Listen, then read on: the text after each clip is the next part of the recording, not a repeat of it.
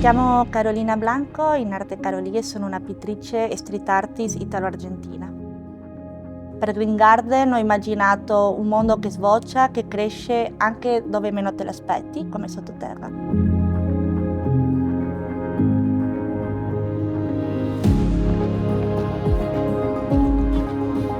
Green Garden è il segno concreto di una visione che guarda oltre la funzione, per istituire ai cittadini spazi più belli, più sani e più vivibili. Quando dipingo cerco di creare un rifugio visivo, un luogo familiare in cui perdersi per ritrovarsi.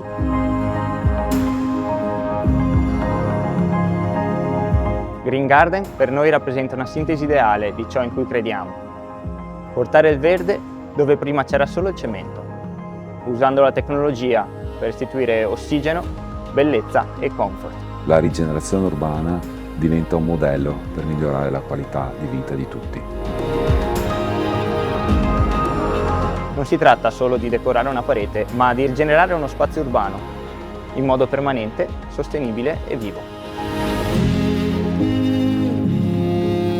Per me è un messaggio di speranza e di fiducia nel potere trasformativo della natura e dell'arte.